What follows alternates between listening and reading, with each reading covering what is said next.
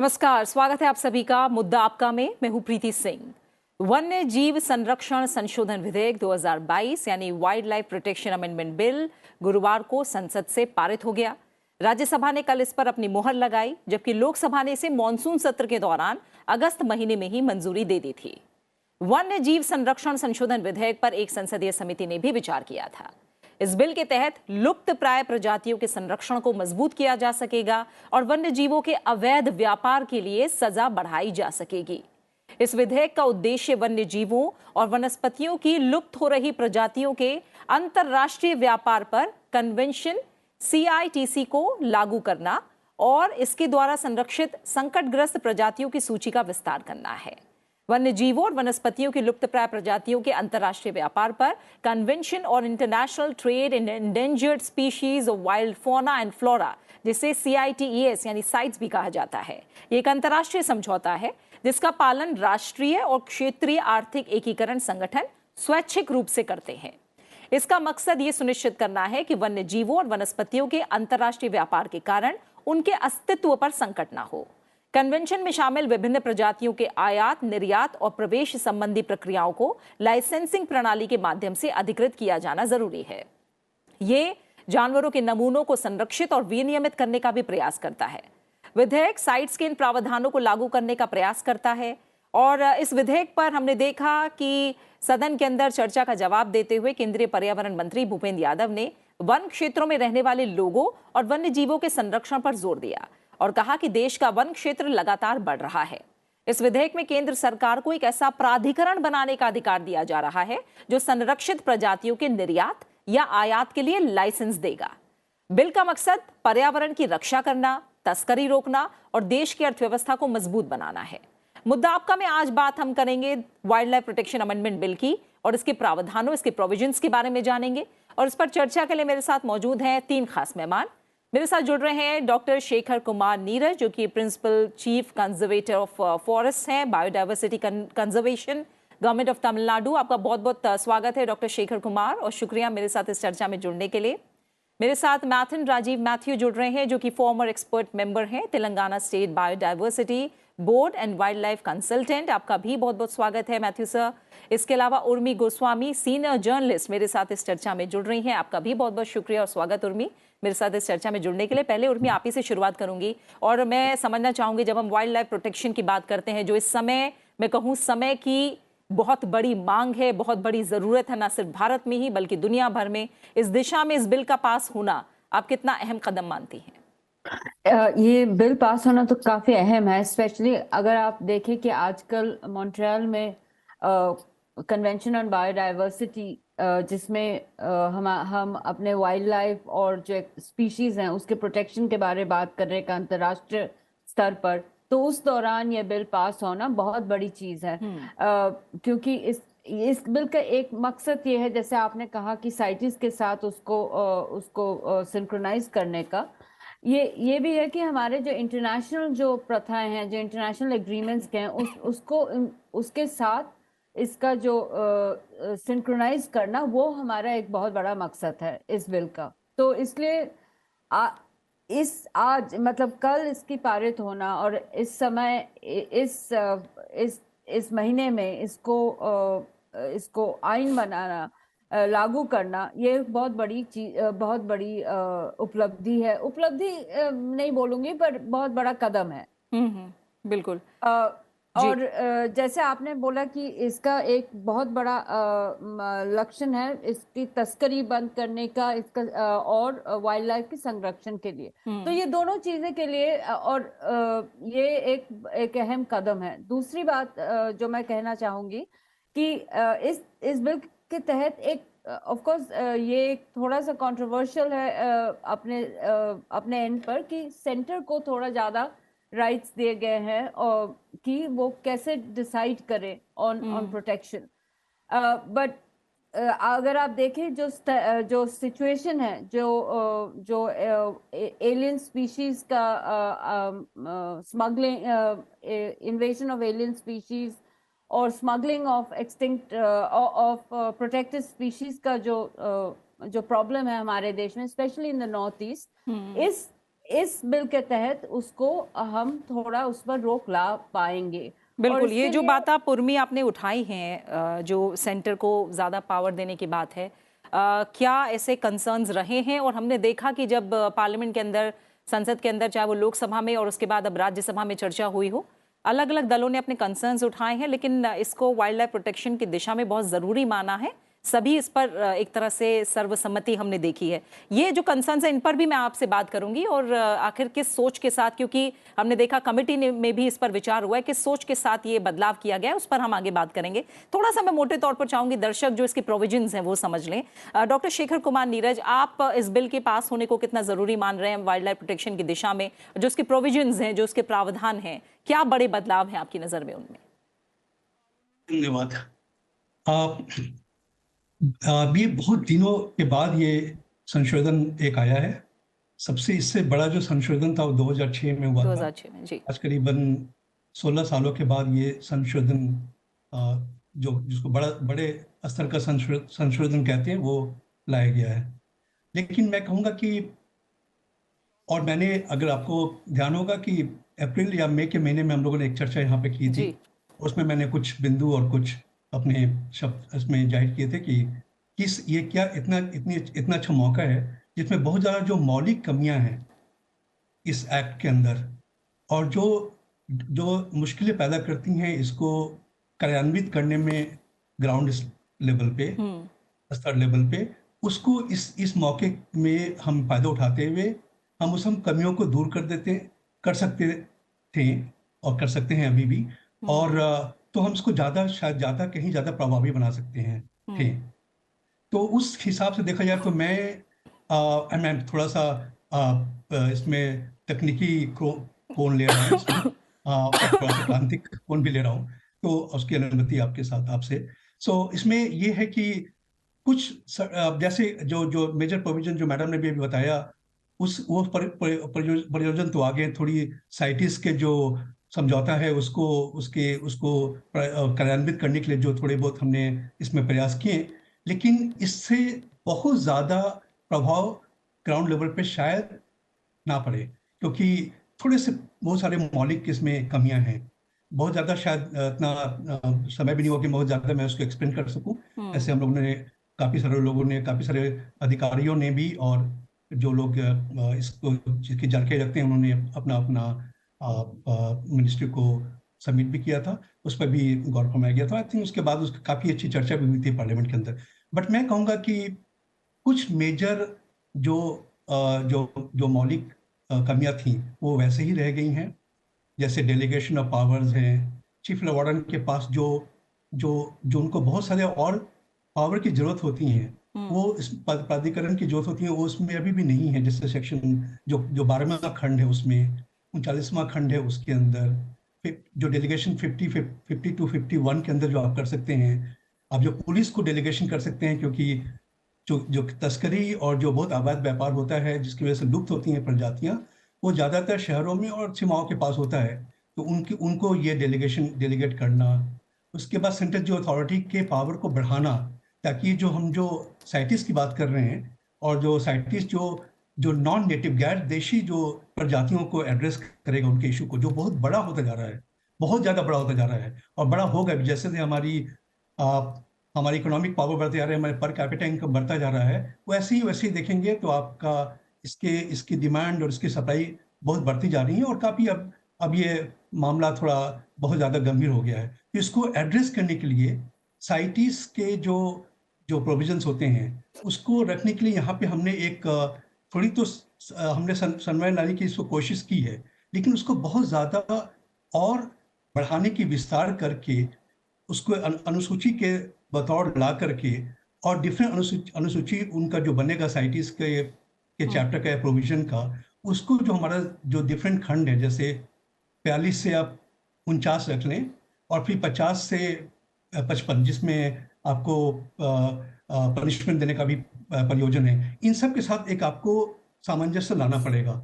उसको आप ला सकते हैं, सिर्फ उसको काफ़ी मेटिकुलस वे में आप उसको विस्तार करके, या फिर उस प्रोविजन को ला करके, वो अभी अब नहीं देखा गया इसके अंदर।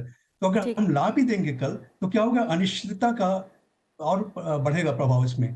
पहले से भी थोड़े से कुछ मौलिक कमियों की वजह से थोड़ी सी कहीं बहुत जगह पे एम्बिग्युइटी होती है जब हम इसको जी। कार्यान्वित करने आते हैं स्तर पे। लेकिन अगर इसको हम वैसे ही छोड़ दें और इसको इस तरह से विस्तार कर दें तो शायद अनिश्चितता का ये जो स्वरूप है वो और शायद ज़्यादा बढ़ने का उसमें आकांक्षा है, जिसका मुझे डर है। लेकिन जो समुदाय को पास लाने की कोशिश की गई है, लेकिन वो एक चीज़ और भी हम मुझे शायद लाना चाहिए इस दौरान इस बात को कि देखिए, जो वन्य जीव हैं जी। और वो करीब 80% जो होते हैं, 80% होते हैं, वो जंगलों के अंदर रहते हैं। अच्छा, जंगल के अंदर तभी रह पाएँगे जब जंगल का जो उनका जो वास है, वो बिल्कुल अपने अच्छे स्वास्थ्य पर हो। लेकिन वो नहीं हो पा रहा है क्योंकि अभी क्या हो रहा है कि विखंडन हो रहा है उसमें। बहुत सारे देखेंगे आप उसमें विखंडन हो गया। आपके जो कॉरिडोर्स हैं उसका नाश हो गया। तो उससे क्या हो रहा है कि उन सब आप इससे ज़्यादा आप डिग्रेडेशन आप उसमें नहीं शायद आप अफ़ोर्ड कर सकें। तो इसको रोकने के लिए इसको थोड़ा-सा और ज़्यादा मजबूत करने की ज़रूरत थी। तो अब जैसे आप ग्रेजिंग परमिट तो कर जी। दें आप, ठीक है। बहुत सारे अदालतों ने भी शायद इसमें अपनी नज़रिया और दृष्टिकोण डाल रखा है। लेकिन आपको थोड़ा तो आपको कहीं न कहीं कंट्रोल ऐसा करना पड़ेगा ताकि फर्दर जो उसमें डिग्रेडेशन हो वन का, वो ना हो और जो ठीक है। हम उसके जो वन्य जीव हैं वो डिग्रेडेशन की वजह से बाहर आकर के और वो संपदा उसके जो ह्यूमन वाइल्ड लाइफ कॉन्फ्लिक्ट होता है, उसमें और ज़्यादा शरीक ना हो। तो मुझे हाँ। लगता है कि थोड़ा-सा इसको ठीक। और वैज्ञानिक स्तर पे थोड़ा अध्ययन करके अथवा शोध करके समझ करके अब वैसे-वैसे चेंजेज़ हम लाएँ, तो शायद ठीक ये है। ज़्यादा प्रभावकारी होगा। ठीक है। मैथ्यू सर, आपका क्या कमेंट है इस बिल के पास होने को? आप कैसे देख रहे हैं? क्योंकि जैसा अभी डॉक्टर नीरज ने भी कहा कि 2006 में आखिरी अमेंडमेंट हुआ था और उसके बाद अब हम अमेंडमेंट होता देख रहे हैं और जो CITCS की बात हो रही है, कन्वेंशन के तहत सुधार करने की बात हो रही है। इस दिशा में पहले आपकी पहली प्रतिक्रिया क्या है बिल को लेकर? मैं डॉक्टर शेखर नीरज से बिल्कुल सहमत हूँ कि कई जो इसके जो प्रोविजंस हैं वो जो है उसे ठीक से नहीं इस्तेमाल किया गया है। तो और साइटिस में एक जो प्रॉब्लम है वो है कि आज जो अफ्रीकन कंट्रीज़ है वो लोग चाहते हैं कि ट्रेड बढ़े और दूसरे कंट्रीज जो है ट्रेड ना बढ़े, तो वो उधर एक विवाद बन के बढ़ गया है। पहली बार जो एक्चुअली लास्ट कॉप एंड इस कॉप में जो है एक विवाद आ गया सो है और उसमें जो है ये लोग थ्रेटन कर रहे हैं कि साइटिस छोड़ देंगे। सो और ये अपने लिए एक मुद्दा हो जाता है क्योंकि it's a global community. So उनका जो प्रॉब्लम्स होंगे that will come to us. We are in a bind there. So उनका जो एलिफेंट प्रॉब्लम है, एक मुद्दा जो है हाथी का है। उनका जो हाथियों का प्रॉब्लम है southern African SADC countries, that is south Africa, Namibia, Botswana and all that. तो उसमें जो है वो लोग इतने हथियार हो गए कि वो लोग उसको ट्रेड करना चाह रहे हैं। राइनो का भी सेम प्रॉब्लम, उनके पास राइनो ज़्यादा है और एलिफेंट ज़्यादा है। तो इसमें जो है अपने पास जो है राइनो कम है, एलिफेंट कम है। तो how do we balance it out? So we don't have, अपने पास जो प्रोविजंस जो है अपन लेके आए, बट उसके साथ जो है we should have had some kind of balancing thing. क्योंकि अब जो है साइटीज में फर्स्ट टाइम साइटीज में आफ्टर द कॉप प्लेनरी के बाद कोई एक देश आगे नहीं आया कि दूसरा कॉप कहाँ होस्ट करेंगे। That has become a big crisis for cities. और उस क्राइसिस में हम जो है जाके साइटीज के पूरे प्रोविजंस अपने एक्ट में ला लिए, which is not good for us. अपने देश के लिए सही नहीं है वो, because someone else's baby is being bought in our hands. तो वैसा एक प्रॉब्लम हो जाएगा। तो वी हैव, अब ये जो प्रोविजंस है उसको बिल्कुल देख समझ के करना पड़ेगा और इसके अलावा जो बिगेस्ट प्रॉब्लम जो है, आपके जो फॉरेस्ट ऑफिसर्स है, ग्राउंड स्टाफ जो है, उन पे जितना दबाव आएगा उसका तो मैं बिल्कुल ही बयान ही नहीं कर सकूंगा, क्योंकि हर चीज़ जो है साइंटिफिक नेम्स है, उसके कॉमन नेम्स थोड़े स्पेनिश में रहेंगे, तो थोड़े पोर्चुगीज में रहेंगे, तो थोड़े और कोई लैंग्वेज में रहेगा। So it is going to be a big problem. तो उसको ध्यान में रख के उसको समझने की कोशिश करना है। और एक और है कि अपने पास साइटिस आने से पहले भी लोग जो है जानवर रखे सो है, बाहर से विदेशी जानवर लेकर आए सो है। बिफोर 1975 अपना वाइल्ड लाइफ एक्ट से पहले भी, 1972 से पहले भी, तो जब के क्या करेंगे वो पूरे ब्रीड होके, मतलब दे ऑलमोस्ट नेचुरलाइज्ड हियर, तो उसको क्या करेंगे? How are you going to resolve that? तो ये सब जो है इश्यूज है। और उसके अलावा अपने पास जो है फिशरीज या एनिमल हस्बेंड्री के नाम पे जो, स्पेशली फिशरीज के नाम पे जो मच्छियाँ आ रहे, फिश आ रहे हैं, like your red bellied pacu, मैं इसको फ्लैग किया था 2012 में कि this is an invasive species, इसको रोक लगाना चाहिए, पर हुआ कुछ नहीं। तो these are issues that have to be taken up. ये इश्यूज को अगर हम उसको आगे नहीं बढ़ाए तो it will become a problem for our own biodiversity. And इसके अलावा अपने कॉप चल रहा है अभी, CBD corp, convention on biological diversity COP, Montreal में शुरू हुआ है। और उसमें जो है GBF, ग्लोबल बायोडाइवर्सिटी फ्रेमवर्क, वो फर्स्ट आ रहा है, the first global biodiversity framework. उसमें जो है ह्यूमन वाइल्ड लाइफ कॉन्फ्लिक्ट कम करने का एक प्रोविजन है। That is the first one of the important things. Second जो है sustainable utilisation of wild resources. उसमें क्या होएगा कि आपका क्लैश आएगा, साइटिस का एक क्लैश होएगा and sustainable use of this CBD। CBD is a direct child of the UN. CITES is not the direct child of the UN. तो उसमें क्लैश आएगा आपको। ठीक है। ये सब प्रॉब्लम्स है। ठीक है। जो इम्प्लीमेंटेशन के लेवल पर आप लोग तमाम दिक्कतों का जिक्र कर रहे हैं, कुछ समस्याओं का जिक्र कर रहे हैं और तमाम सुधार की बात आप कर रहे हैं कि उनको भी इंक्लूड किया जा सकता था, उस पर भी मैं आगे चर्चा करूंगी। लेकिन उर्मी, जो आप पावर को लेकर आप बात बता रही थी कि जैसा कहा भी गया कि राज्यों में वन विभाग हैं, कई बोर्ड हैं, लेकिन अब हमने देखा कि जो सेंटर है उसके पास ज़्यादा पावर आ गई है। इससे किस तरह का बदलाव होगा और क्यों ज़रूरी लगा इस प्रोविजन को शामिल करना?